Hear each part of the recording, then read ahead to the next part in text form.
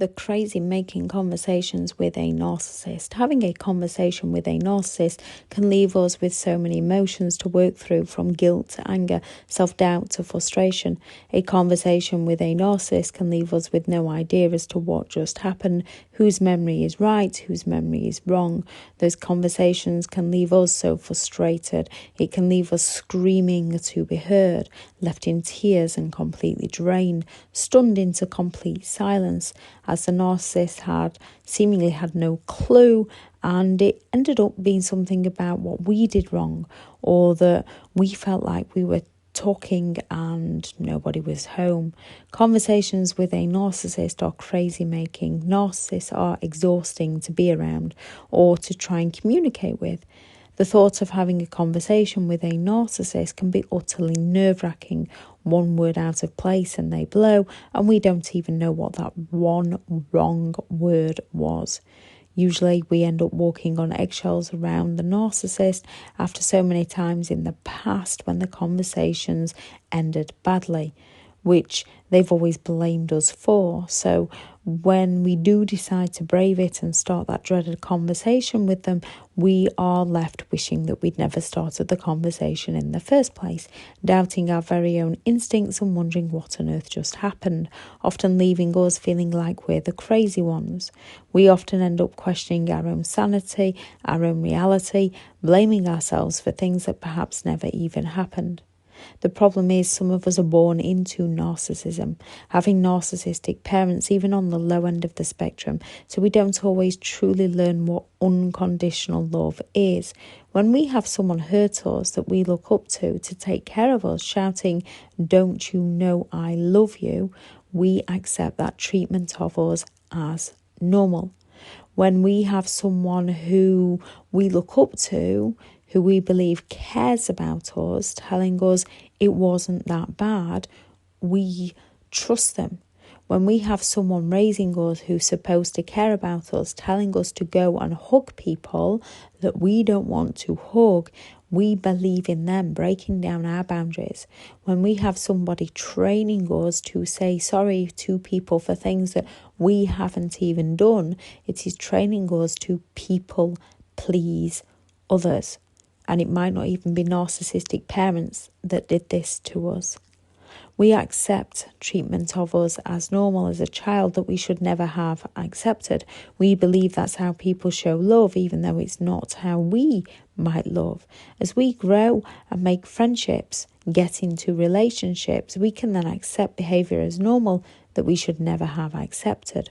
We can make excuses, justify, reason, rationalise. And those excuses, those justifications are very valid within our own mind. Then with all the manipulation of self-doubt that a narcissist plants within our minds, it makes us all the more susceptible to further psychological abuse from others. We trust the words and actions of others as we don't go around manipulating others. Narcissistic people don't feel, think, act or do like we do. We give them our good qualities, we expect them to be reasonable and rational and work together. Then when they don't respond as we would, as a genuine empathetic person would, we can become confused, hurt, frustrated, disappointed, angry, resentful within our own lives. With the narcissist carefully chosen gaslighting words or the narcissist silent treatment, we often end up blaming ourselves and working harder to please them. Just when we think we've had enough, the narcissist will then act nice, that intermittent reinforcement, which reinforces our self-doubt that it's us that are at fault.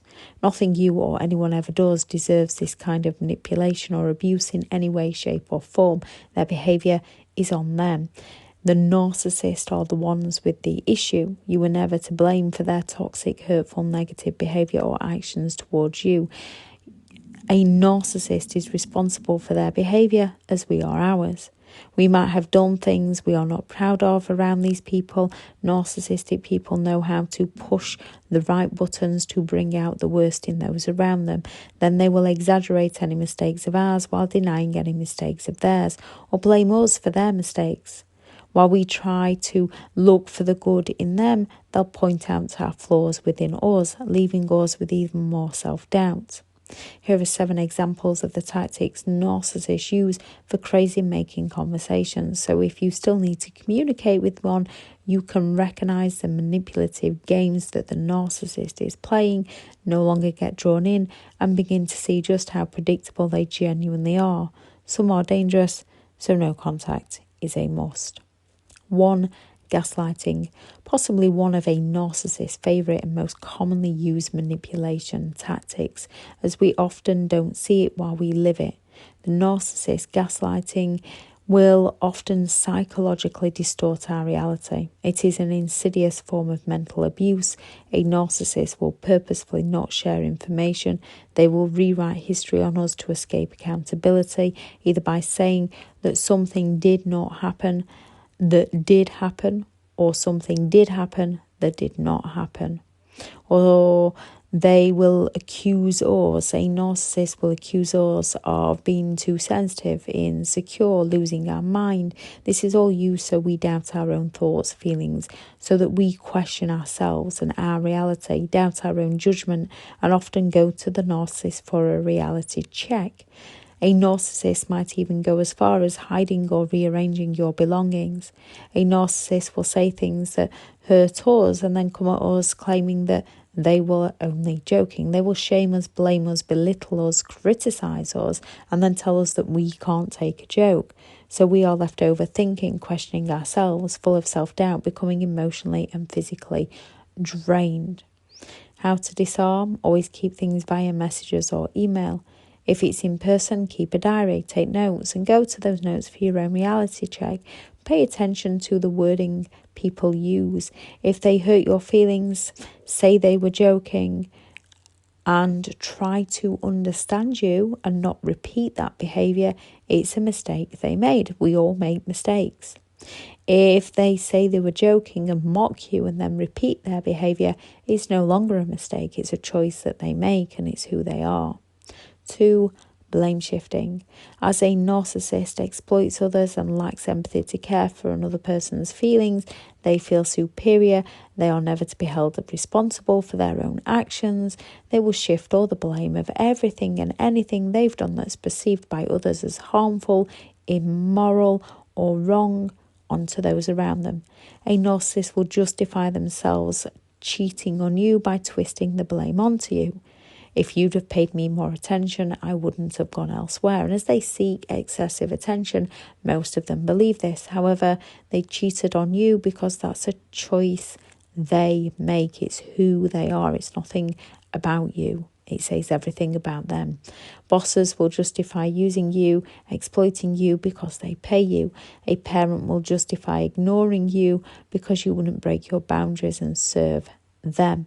Or they'll take the credit for things that you've achieved in your life. When we ask a narcissist a question and they take it as criticism in some way, they change the conversation, or they interrupt us, or they fall silent on us. They will use our weaknesses, our vulnerabilities, our insecurities, and any extra insecurities they've drilled into us, against us. So we go on the defensive. A narcissist will use the things that matter to us the most, as they understand these are the things we will most passionately defend. A narcissist will guilt trip us or use something we fear, as our fear helps with their control over our minds. They use each and every one of our emotions against us. A narcissist will take your attention away from the original question, the original point of conversation. When we become frustrated, angry, emotional, and we react, a narcissist will blame everything on us. They have to escape taking responsibility, so their toxic behaviour disappears like magic, and we are tricked into defending ourselves, then questioning ourselves and taking all the blame. How to disarm? Don't play. Don't ask them a question. They'll never give you an answer, and if they do, it's a lie or somehow your fault. Instead, find the answers from within yourself. Remember, a narcissist doesn't want to compromise. They don't want to listen to your opinions. They want to win at all costs to you. Remind yourself, asking them something is most often going to be pointless, and you will often just end up being left feeling frustrated as they send you further around the twist. 3. Interrupting you. As a narcissist is often preoccupied with power or success, real or imagined, huge success or small. Those successful in life will brag, those not successful will blame those around them. In the beginning, it might be all about you, and this is just another narcissistic manipulation tactic to get to know our likes, our dislikes, so they can mirror us, so they can future fake with us, so they can get to know our insecurities, and further down the line, they can use each and every one of these against us. After the idealization stage, suddenly the conversations will most often be all about the narcissist. They will often require excessive attention. A narcissist loves to be the centre of attention and talk about themselves. They will have no interest in holding a two-way conversation, and if we try to get a word in that contradicts or criticises the narcissist, they will ignore us, talk over us, raise their voice or dismiss us. While people with things such as ADHD and people without any mental issues, without any disorders, can interrupt a conversation. A narcissist will intentionally and repeatedly interrupt us to bring the conversation straight back onto all about them. They believe they are correct, they believe they are superior, they have the blinkers on and don't see someone else's point of view.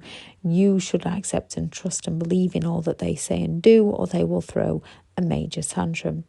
Part of the disorder is they feel like they are superior and have to remain in control. So they do this by dominating conversations. They have no interest in compromising. They have no interest in other people's thoughts, feelings or views. To a narcissist, it's my way or I'll make it my way. A narcissist will monopolize most conversations. They will interrupt and bring it straight back onto themselves. They will discredit anything you do say and use it as evidence against you. A narcissist will take control, avoid talking about any genuine issue, and avoid taking any form of responsibility. How to disarm? If they keep taking you off topic, bring it straight back onto the original point.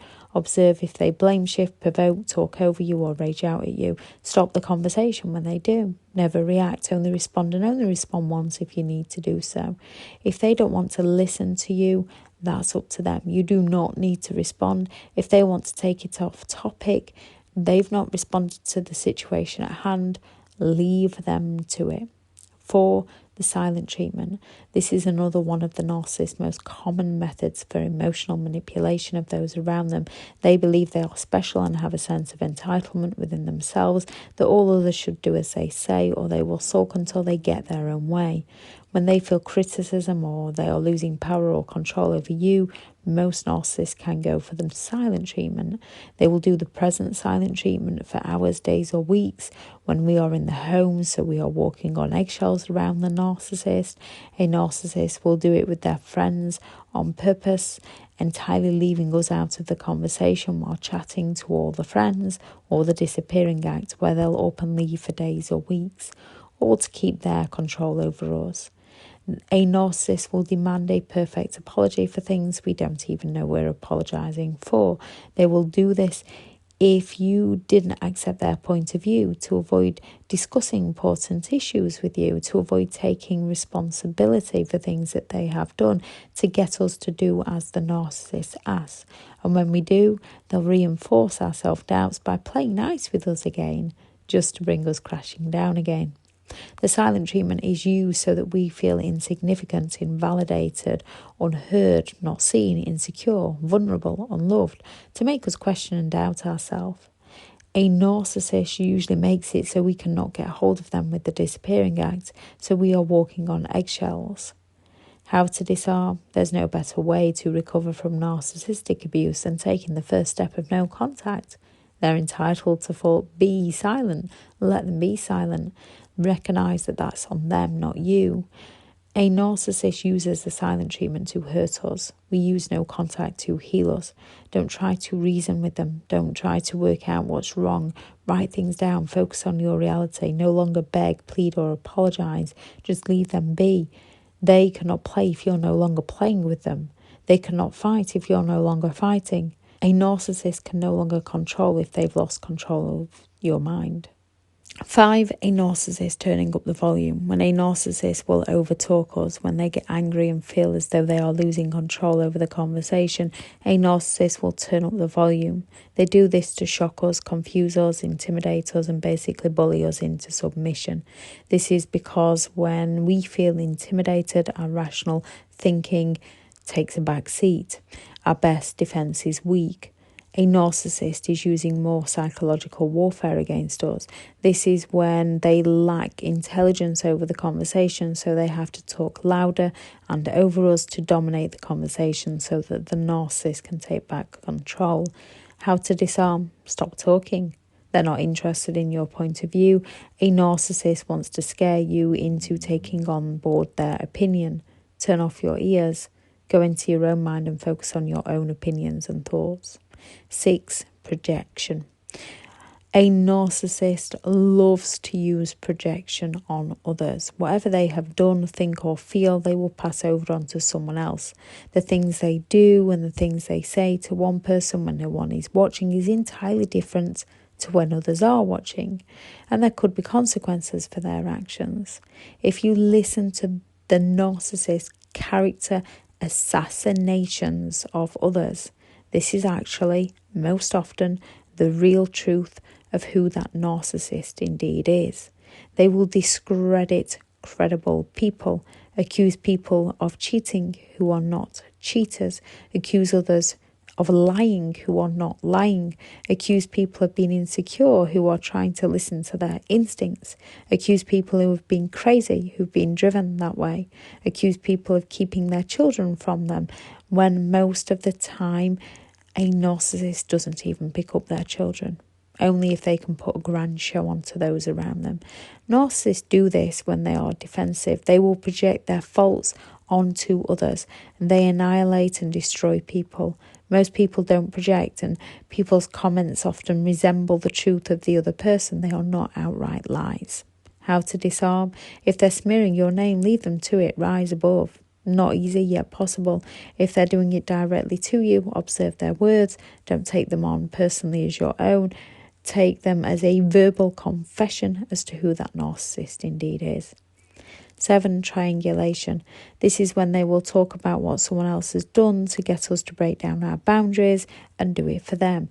They will lie about what others have said about us to divide and conquer and get us isolated from support. How to disarm?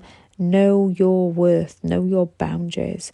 Just because someone else would do something doesn't matter. You are not them.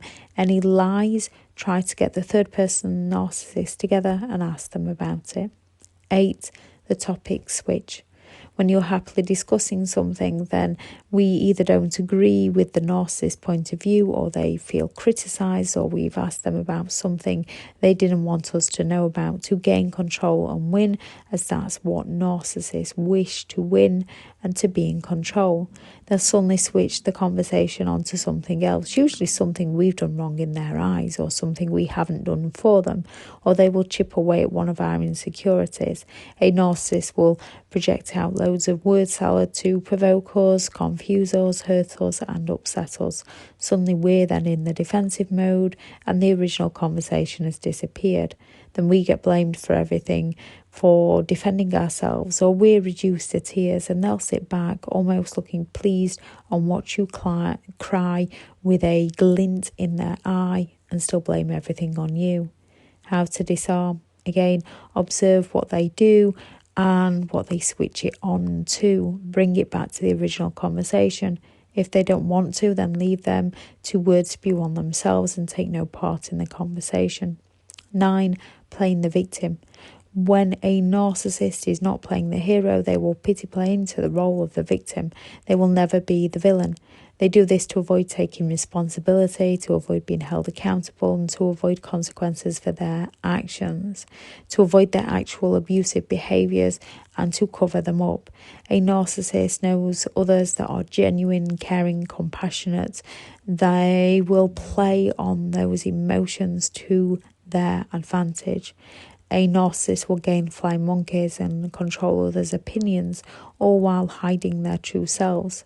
When we're upset over a broken promise or something they have done, a narcissist will play the victim and project something we've done that hurt them more. How we don't give them the attention they believe that they deserve, or the sympathy they believe they deserve. How we are insecure or selfish or stubborn, when in reality it's us that needs it, not them. Yet we ended up lowering our boundaries, feeling sorry for them, forgiving them. Whatever happens to us, a narcissist has always had worse happen to them. How to disarm? Remember why the conversation started. Stop listening to them and focus on the original discussion, the original problem. Don't look at them to empathise or help. Look to yourself and what you need to do to stop the situation. Look to genuine people who will reassure and help you.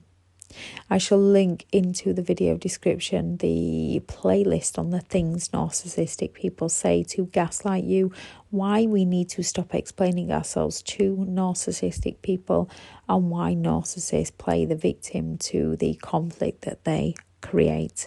If anyone has any thoughts on this video, please do add those into the comments. Go out there and create the day that you deserve, because you do deserve to have an amazing day. Bye.